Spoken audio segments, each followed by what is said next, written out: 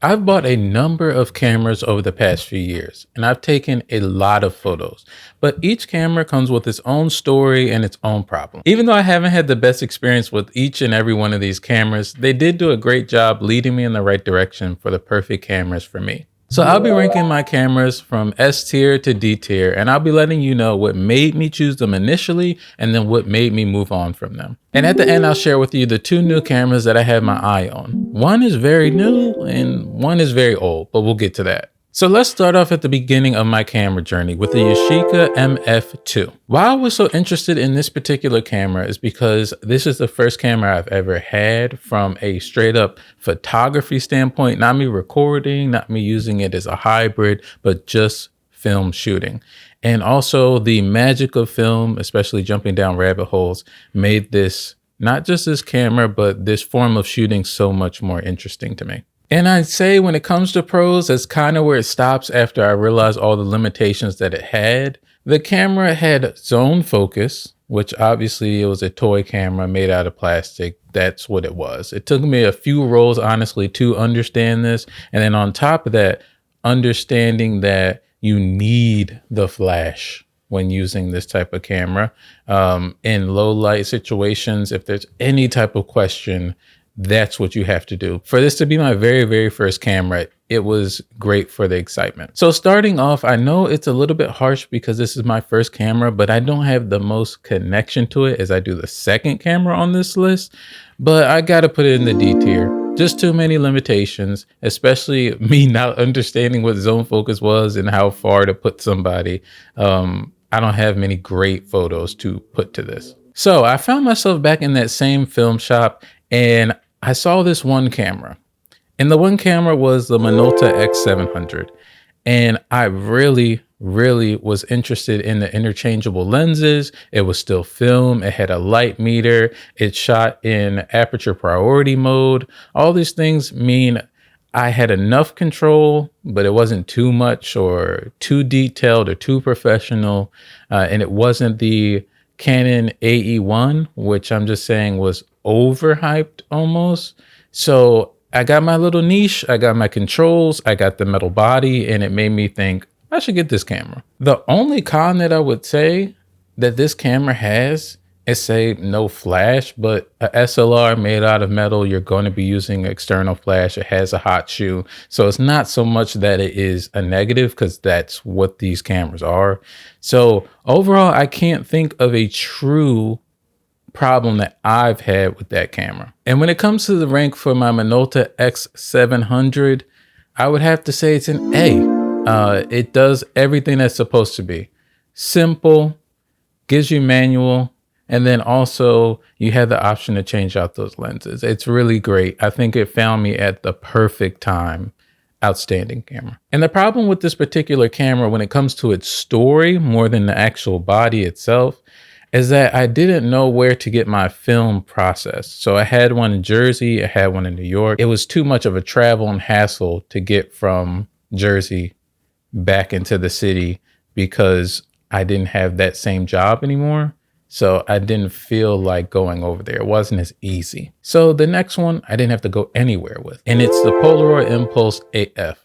And I really enjoyed this camera because it was so different than the first two that I had, where it was very simplistic, but it was simplistic with a purpose. The pro for this particular camera is the happiness and joy that it brings to people. It's the same as every single Polaroid. It doesn't have to be the older version or a completely new version. The shooting experience overall has been the same with Polaroid. You take the picture, it spits it out. Everyone's really happy, but some models are better than others, I imagine. The only con that I would have for this Polaroid camera is that film is so expensive. Film is so expensive across the board, but it's expensive for only 10 shots. It's expensive for not having much control. It's expensive for what it's giving you.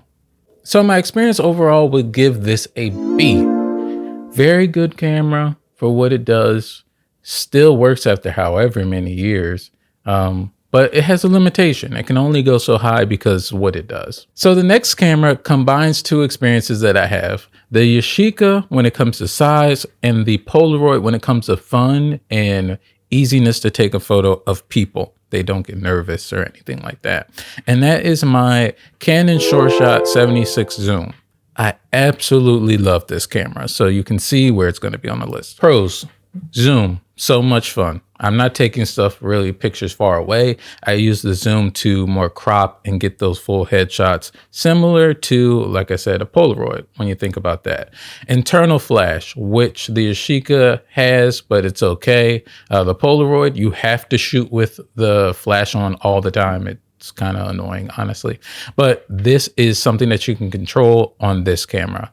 And then, honestly, the pictures are just really, really good. For what it is, putting it on Portra 400 or whatever you want to do, it's really, really good for what it is, honestly. Genuinely, I cannot come up with a true con for this camera because it does exactly what it does in a great way. And once again, it's old technology that's working really, really good for me. So I can't complain about it. Obviously, where do you think I'm going to put this on the list? It's an S tier. It's amazing. I suggested this camera to a friend. I don't think she's done any photography and her pictures were really, really good. Hers broke. I don't know what she did. I don't know if she just said it broke. Mine still running strong. So it's definitely a S for me. I absolutely love this camera. So the one thing that I will say that made me move away from this camera, even though it's still here, is the fact that it's film. I need digital. I need to shoot more. I understand it being friendly and things like that, but digital is on the way. But there's still one more film camera that I want to talk about before I hop into that digital world. I wanted to buy a bunch of cameras at this point, okay? This is the phase that I was at. I was at the buy a camera phase. And this one is the Canon Rebel 2000. I know a friend that was using this. It makes the film situation a lot more automated. You're not pulling any levers or anything like that to pull it because you take one picture and it automatically moves the film across. And I think that this camera would be great for someone who's doing strictly film photography from the standpoint of they are not on the run, because it's fun to do street photography with a more analog camera. But this is someone that's in a studio. So I'm going to be taking rolls upon rolls, and I want to have that more digital feel of just, hey, I don't have to think about it. I don't have to think about it. And I won't miss certain opportunities because I'm not pushing the little advanced lever. But I think that goes straight into its con of what am I shooting this for? I might as well use digital. You won't have the filmic look, but the experience and tactile experience that you have with some of these analog cameras don't compare. Or at least this camera is not in its stratosphere. And I think that that's a big reason why I barely ever use this camera. I think personally, this is me. Someone else could have this in a much higher spot on their tier list, but I had to give it a D. It wasn't a great shooting experience for me, but that's what I had to learn. It wasn't necessarily that the camera was bad. It was just not for me personally. So this next camera was a big part of me buying the Nikon D700. It is the Canon Rebel XT. And the reason that I bought this camera was actually just so it could be used as a light meter for my film, because I was using this particular camera for a photo shoot and I didn't want to mess up the strobe light to the film camera. So I wanted to have a buffer or something safe to let me know that this is the settings that you should punch in to your camera. Pros, it's digital now. Second is as a DSLR. And third, it's not a filmic look, but you know what I mean. Megapixels are low. It has a more gritty, interesting look than, say, something that's unbelievably sharp. Cons is that this was an unbelievably simple camera. So this is like the beginner of the beginner for the DSLR. But that's what I needed for that time. But it had a lot of limitations. Honestly, a C is kind of harsh, but that's what I'm giving it. I know I kind of want this to be balanced visually as well. I'm thinking about the chart in my head, but C is what I'll give this camera, but I'm unbelievably grateful for this camera. But the problem with this camera is, like I said, it was very simplistic. It had an APS-C sensor, which is ironic because the next camera is also that. But it just needed a little upgrade.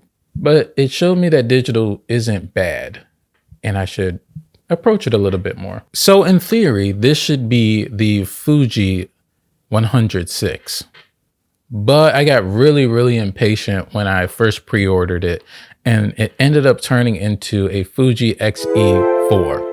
So let's talk about that. So pros, of course, the size is really nice. It's a powerful camera. If I jumped into the film recipes and everything, that would be a pro as well. But it has that Fuji tag. And I was really interested going through a bunch of YouTube videos, learning when it comes to this. And I'll be very honest, for some reason, I thought that area focus was exclusive to Fuji. And the cons for this one is a little bit wavery. It's kind of ergonomics. And then on top of that, there were just better models.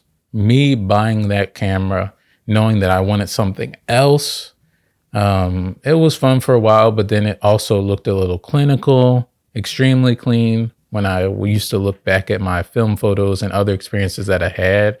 So I was kind of on it, and I ended up selling it. But overall, ranking for this camera, I put it at a B. It was a good enough experience. I think that if I didn't have my mindset on other things, it would have been good for me, but I just needed a different camera. This particular one from Fuji wasn't for me. Moving on from this camera, I learned that I had 3 white whales. The Fuji 100-6, then the Ricoh GR III, and the Mamiya RB67. And I decided to trade in all my cameras, not all, but most of them, for the Ricoh. The pros to this camera is that it's small. That's a big part of it. It's small. Cons for the Ricoh are directly against what I like. No flash, no viewfinder, and bad in low light. Even though this is seen as one of the greatest cameras when you open up YouTube, I'm gonna give it a B. Because it's definitely good when it's good, but it's bad, really bad when it's in a poor condition. When it comes to the Ricoh, I feel as though it's just a little bit too specific for me. I found that DSLRs might have sparked my interest a little bit more. Not everyday carry, but it covers everything else that I needed. So here comes the big one, D700. So at this point in my camera journey, I was looking back, I was reflecting, and I thought to myself, that Canon Rebel experience wasn't that bad. I mean, it needed to be upgraded, but it wasn't a bad shooting experience. And even when I was shooting with that in the film camera, I ended up using the pictures from the Canon anyways.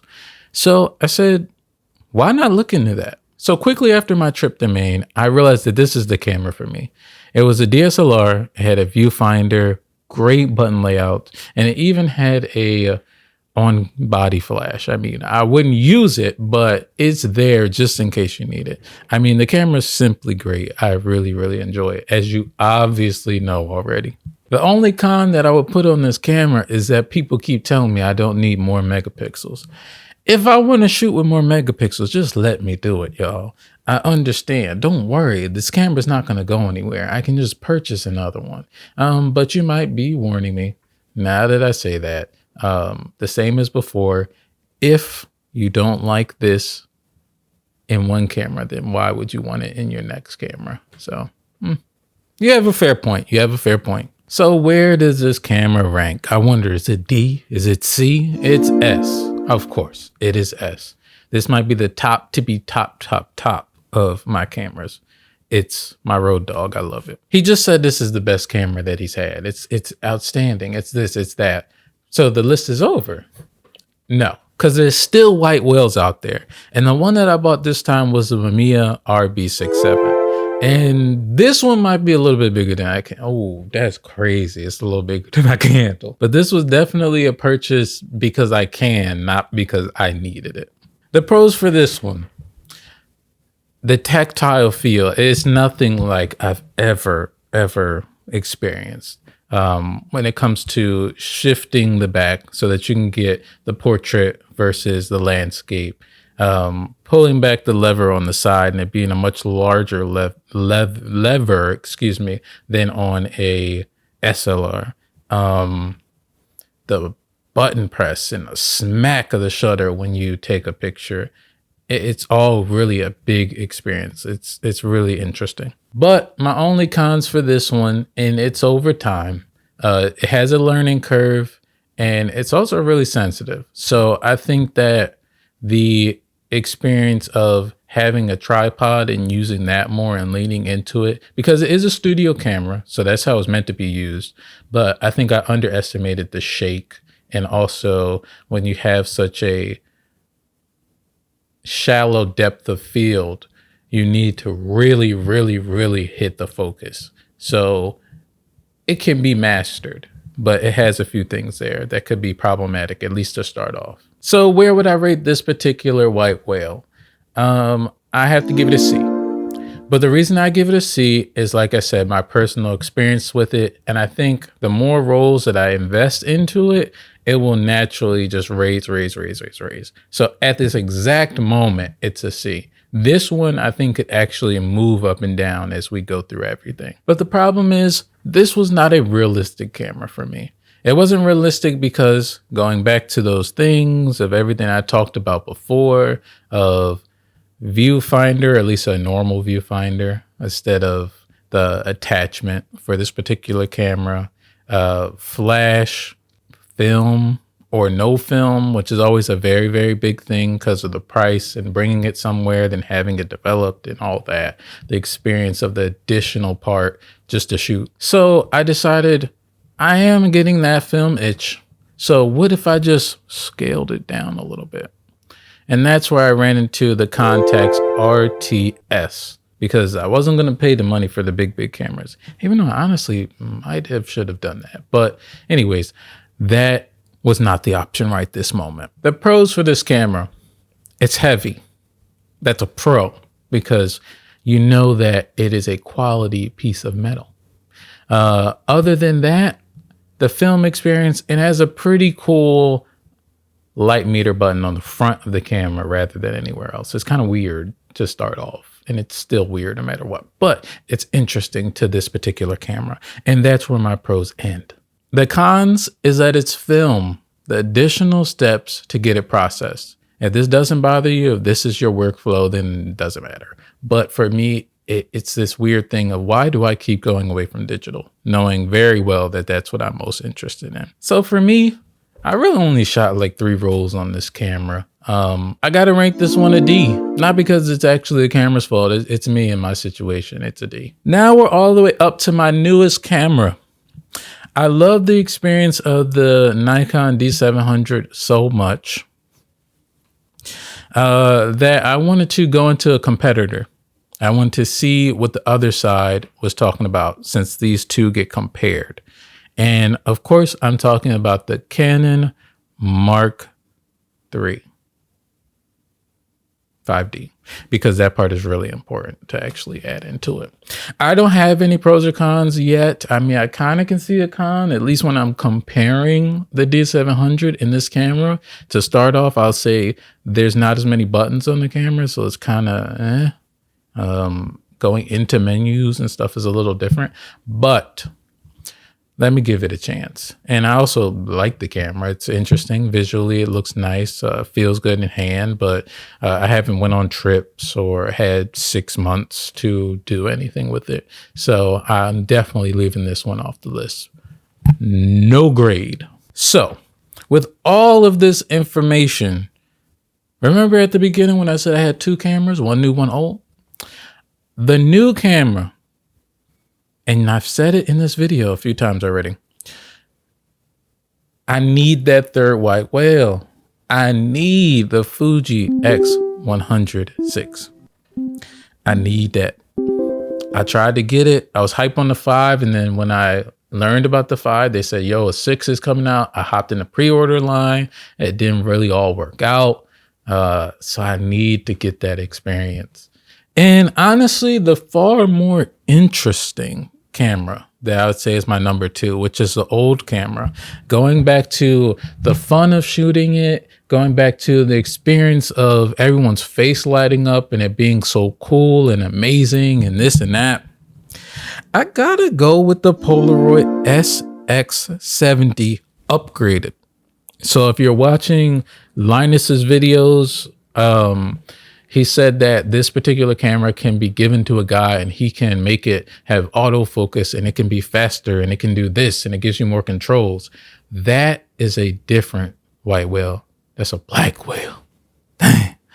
No, no, but I think that it's a really interesting camera. And I think that when it comes to the Polaroid experience and the shots that he gets off with that, I think that it's a balance between getting an Instax or like whatever the really, really new, boring, ugly looking cameras are, and a mix between everything in the past that visually makes Polaroid so interesting on the physical camera.